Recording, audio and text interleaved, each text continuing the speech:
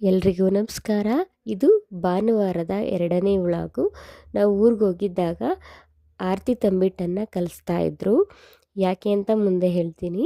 ಇವರು ನಮ್ಮ ದೊಡ್ಡಮ್ಮ ಗೌರಮ್ಮ ಅಂತ ಮತ್ತು ನಮ್ಮ ಅಜ್ಜಿ ಮಹಾದೇವಮ್ಮ ಅಂತ ಇಬ್ಬರು ಸೇರಿಕೊಂಡು ಆರತಿ ತಂಬಿಟ್ಟನ್ನು ರೆಡಿ ಮಾಡ್ತಾಯಿದ್ರು. ಯಾಕಪ್ಪ ಅಂದರೆ ಸಿ ಬಿ ಜಾತ್ರೆ ಮಹೋತ್ಸವದ ಪ್ರಯುಕ್ತ ಆರತಿ ತಂಬಿಟ್ಟನ್ನು ಕಲಿಸ್ತಾಯಿದ್ರು ದೇವರಿಗೆ ಆರತಿ ಮಾಡೋದಕ್ಕೆ. ಯಾಕಪ್ಪ ಈ ಥರ ಚಿಕ್ಕ ಚಿಕ್ಕದಾಗಿ ಮಾಡ್ತಿದ್ದಾರೆ ಆರತಿ ತಂಬಿಟ್ಟನ್ನ ಅಂದ್ಕೊತಿದ್ದೀರಾ? ಯಾಕಂದರೆ ಎಲ್ಲ ದೇವ್ರುಗಳಿಗೂ ಮಾಡ್ತಾರೆ, ಬರೀ ಸಿ ಬಿ ನರಸಿಂಹಸ್ವಾಮಿಗೆ ಅಂತ ಅಲ್ಲ, ಊರಿನಲ್ಲಿರುವ ಎಲ್ಲ ದೇವ್ರಿಗೂ ಸಹ ಆರತಿ ಮಾಡ್ತಾರೆ. ಮತ್ತು ನಮಗೆ ಯಾವ ದೇವರು ಬೇಕೋ ಆ ದೇವರಿಗೆ ಆರತಿಯನ್ನು ಸಹ ಮಾಡ್ಕೊಬೋದು. ನೋಡಿ, ಈ ಥರ ಆರತಿಯನ್ನೆಲ್ಲ ಇಟ್ಟು ದೀಪವನ್ನು ಇಟ್ಟು ಪೂಜೆ ಮಾಡಬೇಕು ಮತ್ತು ಎಡೆನ ಇಟ್ಟು ಪೂಜೆ ಮಾಡಬೇಕು.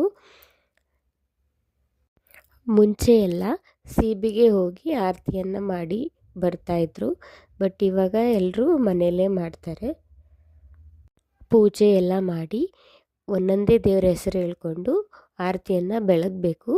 ನೋಡಿ, ನನ್ನ ಮಗಳು ಸಹ ನಮ್ಮ ತಾತನ ಜೊತೆ ಆರತಿ ಬೆಳಗ್ತೀನಿ ಅಂತ ಹೋಗಿ ವಿಡಿಯೋ ಸಹ ಮಾಡ್ಕೊತೀನಿ ಅಂತ ಅವರಪ್ಪ ಮೊಬೈಲ್ ತಗೊಂಡು ವಿಡಿಯೋನೂ ಮಾಡ್ಕೊತಾ ಇದ್ಲು.